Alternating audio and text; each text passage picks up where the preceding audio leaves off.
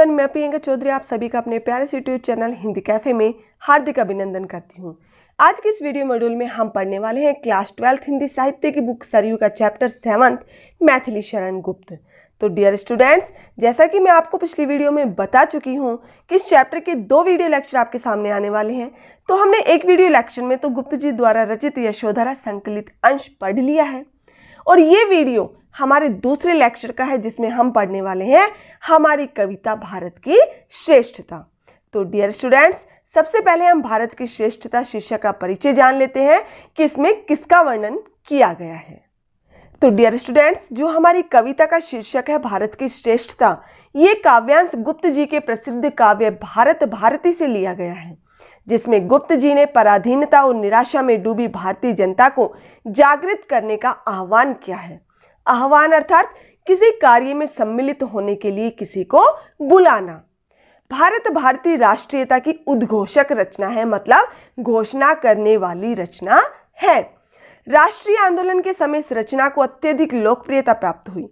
प्रस्तुत अंश में गुप्त जी ने भारतवर्ष के गौरव में अतीत का वर्णन किया है। प्राकृतिक वैभव से समृद्ध भारत भारतीय ऋषियों महर्षियों की भूमि रही है और इस भूमि पर अनेक वीर ऋषि मुनि दानी और चिंतकों ने जन्म लिया है। भारत भूमि संसार के संपूर्ण देशों में शिरमौर है, अर्थात सर्वश्रेष्ठ है। यह वह पुण्य भूमि है जिसके निवासी समस्त विद्याओं एवं कला कौशल के प्रथम आचार्य रहे हैं।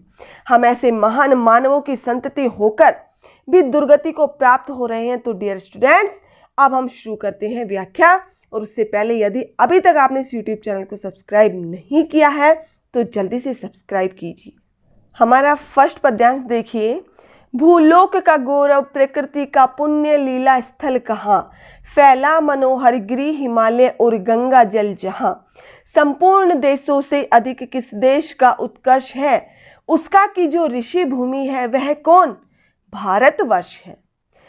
तो डियर स्टूडेंट, प्रस्तुत पद्यांश के द्वारा कवि मैथिली शरण गुप्त जी भारत की महिमा का वर्णन करते हुए प्रश्न पूछते हैं कि भूलोक का गौरव प्रकृति का पुण्य लीला स्थल कहाँ। भूलोक मतलब पृथ्वी लोक का गौरव और प्रकृति का पुण्य मतलब पवित्र लीला स्थल क्रीड़ा स्थल कहाँ कहाँ है। किस संपूर्ण धरती के ऊपर धरती के गौरव का स्थान कौन सा है जहां प्रकृति खेलती है, ऐसा इस धरती पर पवित्र क्रीड़ा स्थल कहाँ है।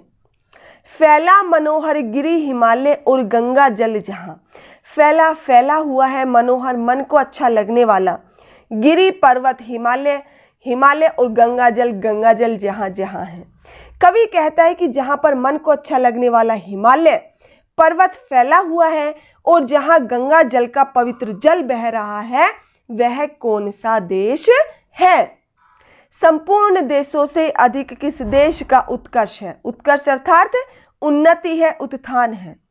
और कवि क्या कह रहे हैं कि दुनिया में जितने भी देश हैं उन देशों में सबसे अधिक ऊंचा स्थान वाला उन्नति वाला देश कौन सा है, किस देश का सबसे अधिक सांस्कृतिक उत्थान हुआ है, उसका की जो ऋषि भूमि है। ऋषि भूमि अर्थात ऋषियों की भूमि है वह कौन, भारतवर्ष है। वर्ष का अर्थ होता है बेटा देश।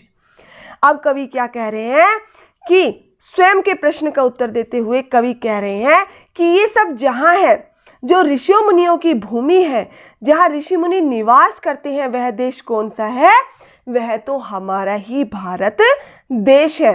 अर्थात भारत ही वही देश है जहां प्रकृति अपनी लीलाएं दिखाती है, धरती का जो गौरव है, जहां हिमालय है, जहां गंगा जैसी पवित्र नदी बहती है, संपूर्ण देशों से उच्च आदर्श जहां पर मिलता है, वो ऋषियों की भूमि भारत देश है, हमारा देश है। क्लियर। इस कविता का दूसरा पद्यांश देखिए। हाँ, वृद्ध भारतवर्ष ही संसार का सिरमौर है, ऐसा पुरातन देश कोई विश्व में क्या और है, भगवान की बहुभूतियों का यह प्रथम भंडार है, विधि ने किया नर सृष्टि का पहले यही विस्तार है।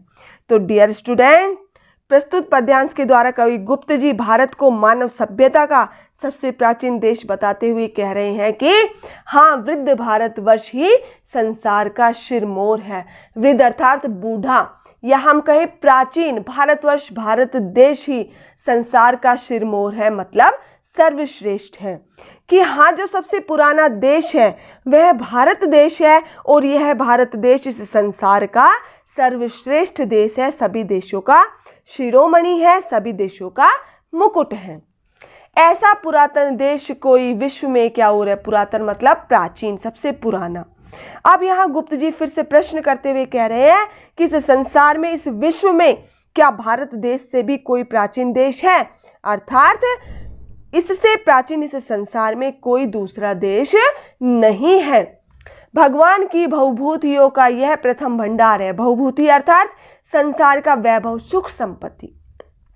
इस पंक्ति के माध्यम से गुप्त जी कह रहे हैं कि भगवान ने सर्वप्रथम सांसारिक वैभव, सुख, ऐश्वर्य का भंडार इसी भारत देश में बनाया है। अर्थात भारत ही भगवान द्वारा प्रथम संपन्न देश रहा है।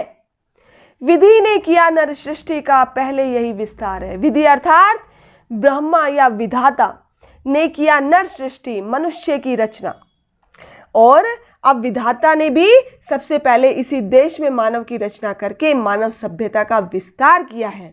अर्थात अगर हम बात करें कि मानव सभ्यता का विकास सर्वप्रथम कहाँ हुआ, तो डियर स्टूडेंट्स, भारत ही वह देश है जहां मानव सभ्यता का विकास भी सर्वप्रथम हुआ। क्लियर? इस कविता का अंतिम पद्यांश देखिए। यह पुण्य भूमि प्रसिद्ध है, इसके निवासी आर्य हैं, विद्या कला कौशल सबके जो प्रथम आचार्य है। संतान उनकी आज यद्यपि हम अधोगति में पड़े, पर चिन्ह उनकी उच्चता के आज भी कुछ है खड़े। तो डियर स्टूडेंट्स, इस पद्यांश के द्वारा कवि गुप्त जी ने पराधीनता काल की स्थितियों की ओर संकेत करते हुए कहा है कि यह पुण्य भूमि प्रसिद्ध है, इसके निवासी आर्य है। पुण्य भूमि मतलब बिल्कुल पवित्र भूमि प्रसिद्ध है, और इसके निवासी आर्य अर्थात सभ्य या श्रेष्ठ लोग हैं। यह जो भारत भूमि है वह पवित्र भूमि है, प्रसिद्ध भूमि है, और इस भूमि पर निवास करने वाले लोग आर्यों की संतान है, अर्थात श्रेष्ठ लोग हैं।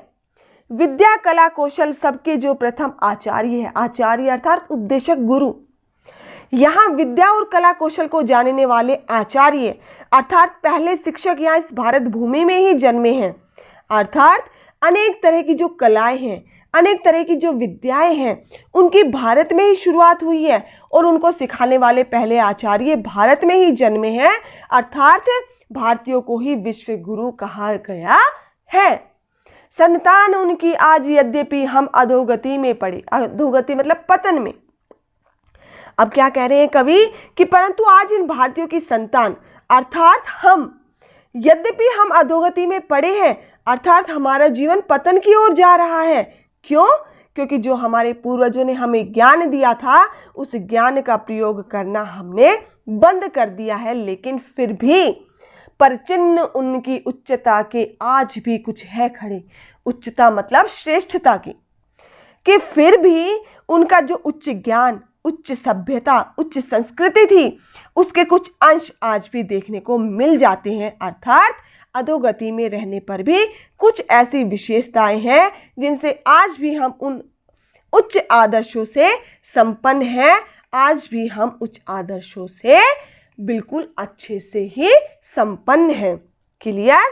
तो डियर स्टूडेंट्स, अगर वीडियो आपको अच्छी लगी हो तो इसे लाइक और शेयर करना ना भूलें। Thank you.